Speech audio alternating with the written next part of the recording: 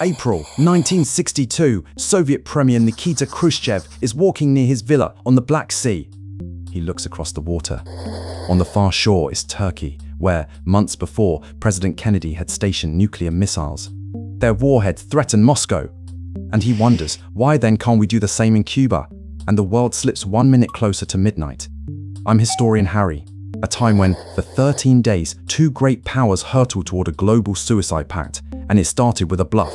His rockets could hit a fly 8,000 miles away, he said, and Moscow was cranking them out like sausages. In reality, though, his intercontinental missiles were super inaccurate and took hours to launch. In the event of a war, they'd probably be destroyed while fueling, meaning that they weren't much of a deterrent against an American first strike. These long-range missiles were little more than an empty threat, but Khrushchev did have reliable medium and intermediate-range missiles. And if he could station those in Cuba, he could credibly threaten the United States, in much the same way NATO had encircled and threatened the Soviet Union. From that position of power, he could probably negotiate for Berlin or demand that Kennedy withdraw his missiles from Turkey. And, as a bonus, the US would never again dare to invade Cuba. But deploying them openly was not an option. Couldn't risk Kennedy doing something rash. No, Khrushchev would have to sneak them in and only unveil them once they were operational. It would be a checkmate, provided the secret held. The boast and checkmate metaphor are vivid. Strategy was not that simple. The United States held the broader nuclear advantage. Khrushchev saw Cuba as protection for an ally, leverage against Washington, a faster threat to the American mainland, and perhaps another card over Berlin. On an undisclosed date in Havana, Fidel Castro sits in his office. The man across from him, traveling undercover as an agricultural engineer, is the head of Soviet rocket forces. And he's just offered to deploy nuclear missiles in Cuba. Castro is skeptical. The scene gives us a clean conversation. The surviving record is less theatrical. Cuban leaders accepted the deployment because they feared invasion and saw themselves as revolutionary partners. But the exact dialogue is reconstructed, and Castro preferred an open treaty to a secret that made Cuba look like a pawn. On August 25th in Sevastopol, a timber freighter pulls out of port, riding high on the water. Deep in its hold lie medium-range rockets, so long that they have to be propped up against a bulkhead. It's only one of 85 commercial ships ferrying troops and equipment to Cuba. The luckiest of these soldiers travel on cruise ships, disguised as tourists, but the majority are crammed into sweltering freighters. By early September, the missiles begin arriving. And they're not alone. 42,000 Soviet troops come ashore dressed in civilian clothes or Cuban army uniforms.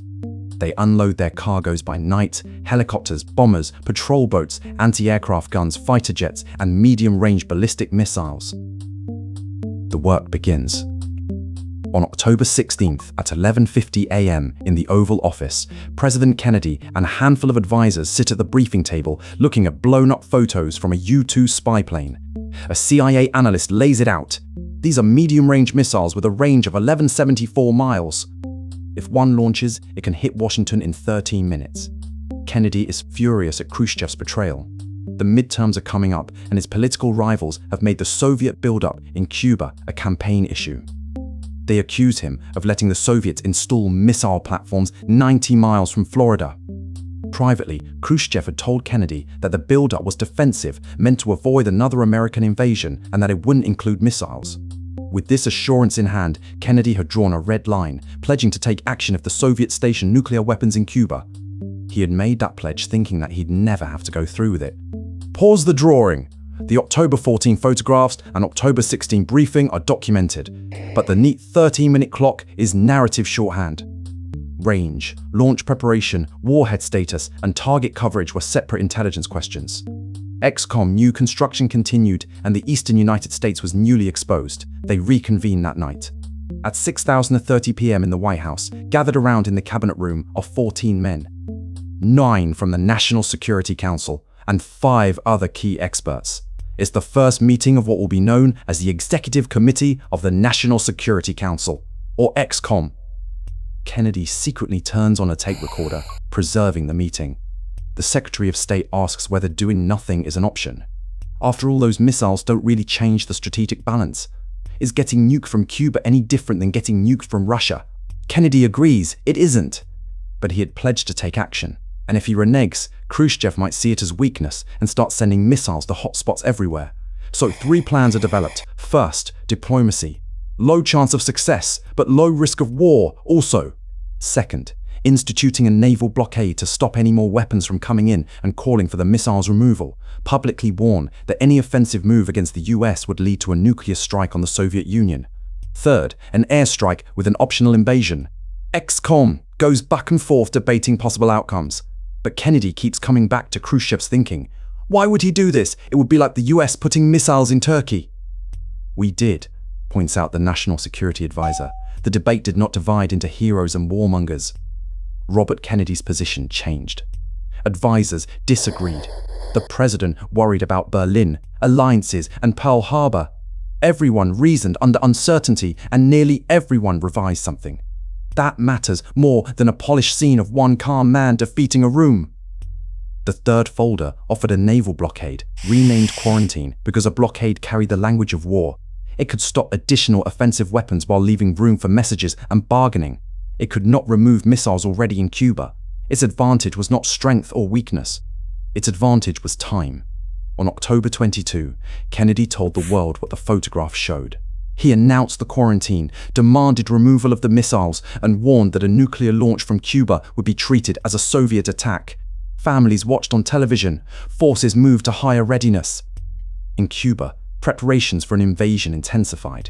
The readiness labels need care. Most American forces moved to DEFCON 3. Strategic Air Command went to DEFCON 2, one step below maximum readiness.